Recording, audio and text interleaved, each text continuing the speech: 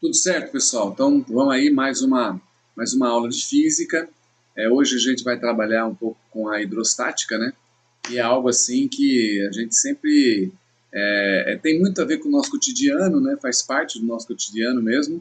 E é importante porque, vez por outra, aparece no vestibular. Então, é sempre algo que a gente sempre espera que apareça no vestibular, para quem vai fazer vestibular, o Enem e tal, mesmo nessa época triste, né, de pandemia, de isolamento. Então, é importante a gente se preparar direitinho. Então, hoje um conceitozinho básico de cada uma das atribuições. Vamos imaginar, aqui vocês têm por exemplo, quem nunca fez o teste de colocar com um pouco de água no copo, colocar um papel por cima, né? Se sobrar tempo, a gente até faz hoje. Que virar de boca para... não cai, né? A importância que tem o formato dos patins na patinação do gelo, forma de faca, né? Porque é importante, porque facilita, né? Então são conceitos interessantes, conceito de barragem, pressão embaixo da barragem, em cima da barragem, qual a importância do perfil da barragem, tá? Evitar grandes tragédias, né? Como é que uma força pequenininha pode levantar um carro e, ao mesmo tempo, um prego faz um esforço, faz um ferimento absurdo no pé, mas vários não acontece nada. E uma experiência que deve ser bastante agradável, por exemplo, é você relaxar flutuando, boiando, né, no Mar Morto, obviamente devido à densidade que é bastante alta, por ser tem muito sal, né? Então são coisas assim que aparecem, faz parte do nosso mundo e de vez em quando aparece o vestibular e é importante. Mesmo porque é legal pra caramba saber essas coisas, eu acho. Tranquilo? Então vamos lá, bora começar, né? Bom, então a primeira coisa que a gente vê, que é o conceito conceito de hidrostática. O conceito de hidrostática tem a ver com o estudo de fluidos. De uma forma geral, a gente usa líquidos, né? Falamos mais de líquidos, mas de fluidos de uma forma geral, tá? Dois conceitos que inicialmente são difíceis de se, e não de entender, mas de discernir um do outro, é o conceito da massa específica, aqui, da massa específica, deixa eu pegar a canetinha aqui, a massa específica, está lá, e o conceito de densidade. Né? Por quê? Né, é difícil. Os dois, se vocês observarem, os dois são calculados da mesma forma, gente, ó, da mesma forma. Os dois é calculado como massa e volume. Qual a diferença, então? É que um está associado à substância, está lá, ó, e o outro está associado ao corpo. Mas tem diferença entre substância e corpo? Tem.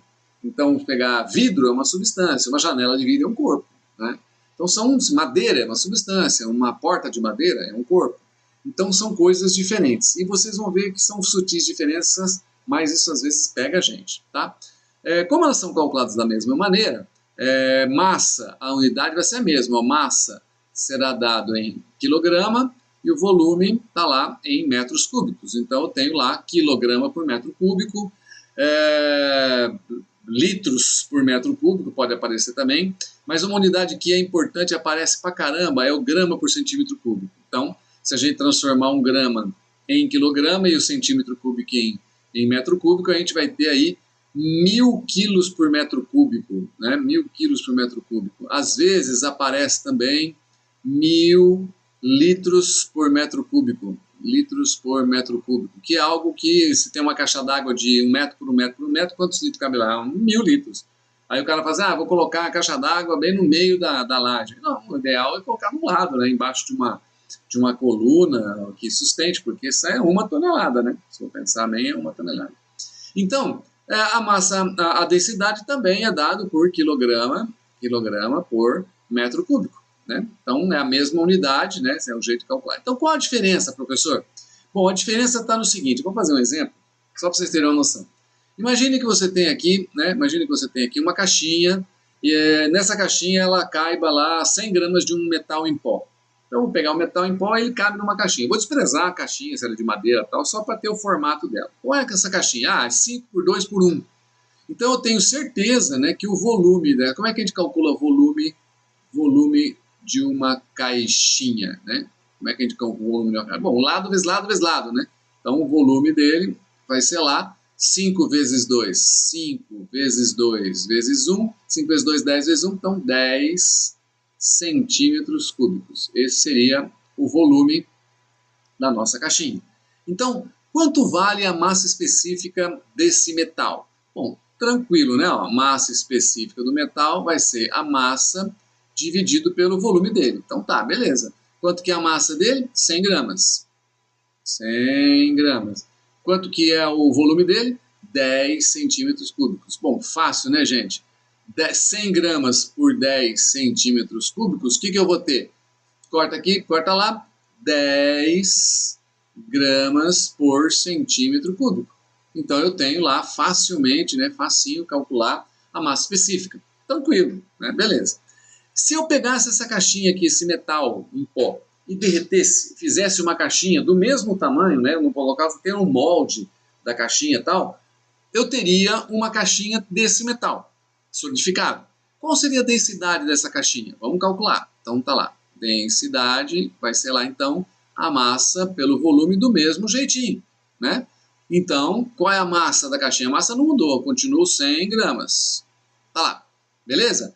E aí, quantos centímetros cúbicos? Continua os 10 centímetros cúbicos. Eu vou ter então 10 gramas por centímetro cúbico, que seria aí a densidade da caixinha. Pô, professor, massa específica do metal e densidade da caixinha dela mesma, então é igual sempre? Então, não é, cara.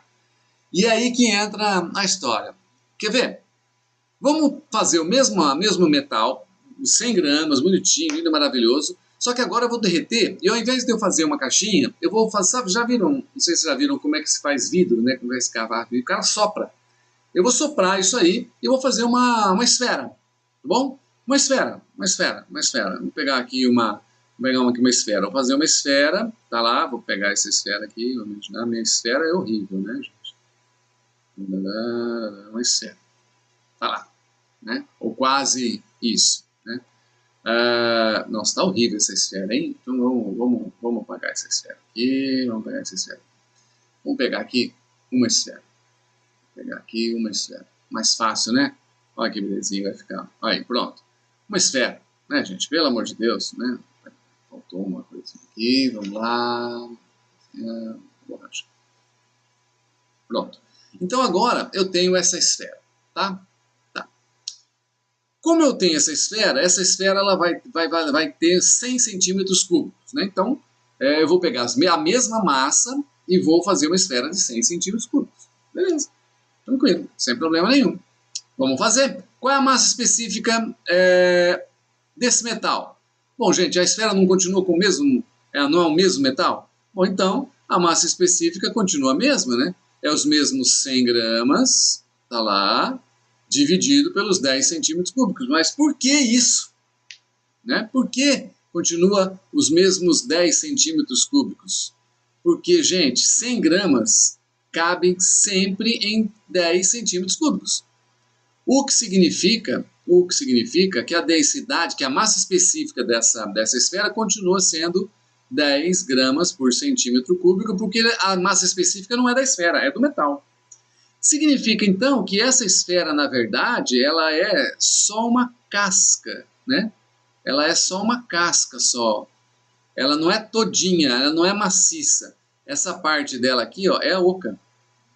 Tá lá? Então, somente essa outra parte aqui, ó, é que é de metal, que é o que teria, teoricamente, né, na caixinha, né? Na caixinha maciça. Então, veja, a massa específica era da substância. A substância é a mesma, ela não muda.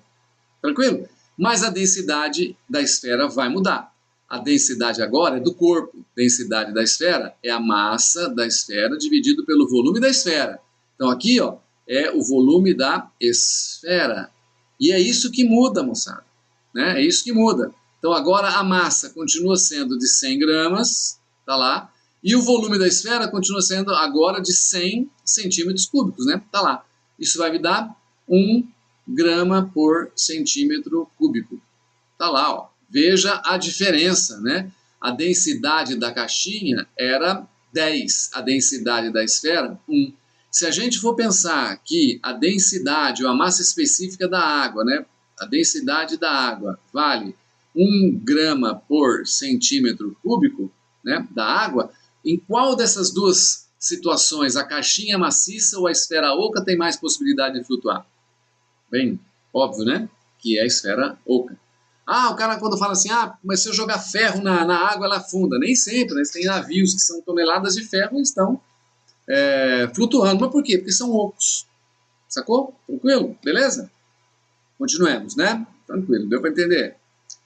Bem, agora nós vamos falar um pouquinho sobre uma outra distribuição, que é a distribuição de força.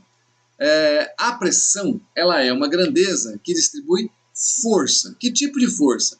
Vamos imaginar que você tem uma força qualquer aqui, uma força F qualquer, essa azul aqui, né? Então, ó, tem a nossa força F azul. Qual dessas, porque essa força F, será que todinha ela vai causar pressão nessa área aqui? Ó? Não. Aí é que entra a grande sacada da pressão. Gente, o que causa pressão não é toda essa força azul, mas somente a componente, né? Somente a componente normal, a força normal é que causa. Porque se eu decompor isso aqui, ó, aqui eu tenho a minha força tangencial, né? E a força tangencial não causa pressão. Então o que causa pressão é só a força normal. Por isso que aparece aqui, ó, distribuição da força normal numa determinada área. Bem, isso aqui explica uma coisa bem interessante. O cara pergunta, pô, mas pressão é uma grandeza escalar ou é uma grandeza vetorial? Pressão, gente, é uma grandeza escalar.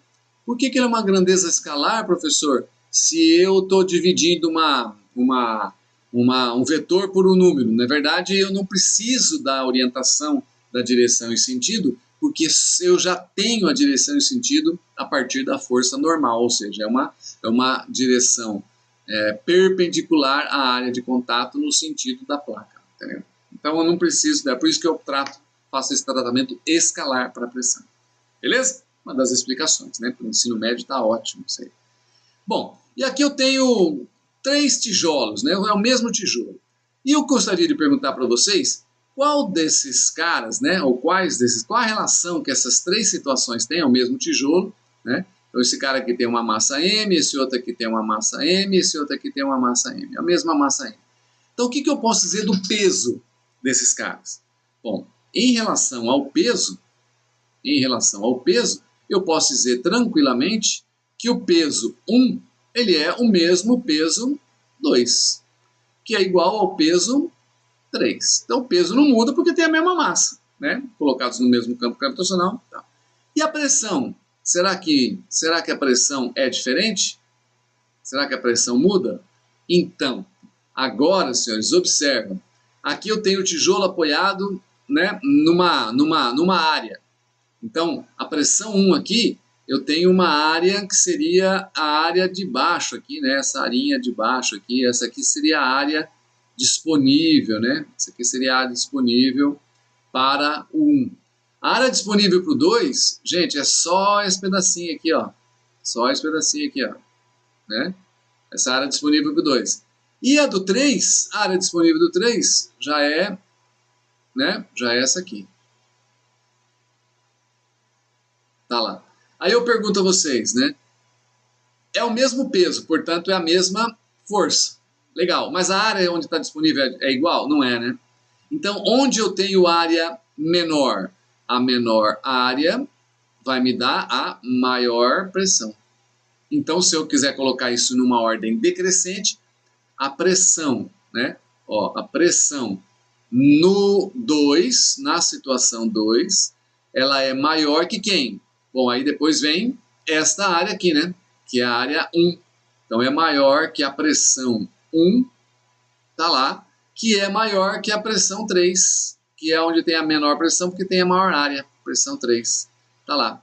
É por isso que aquele cara que eu mostrei para vocês na figura do faquir, né? Do faquir, ou da cama de pregos, ou do cara com os pés em cima, né? Por quê? Porque ali eu tenho uma área maior. E quanto maior é a área, menor é a pressão, são inversamente proporcionais. Um prego só tem uma área pequenininha, vai causar uma pressão grande. Tranquilo, né, gente? Os patins em forma de faca, você diminui a área, você faz o quê? Você aumenta a pressão. E aí, com o aumento da pressão, ele exerce sobre o gelo uma pressão, com o comportamento anômalo da água, quanto mais pressão, diminui o ponto de fusão. e aí aquele gelo começa a derreter e ele passa mais facilmente pelo gelo. Sacou? Então, coisinhas assim que aparecem, né? Deu para entender, né? Tranquilo? Beleza, continua.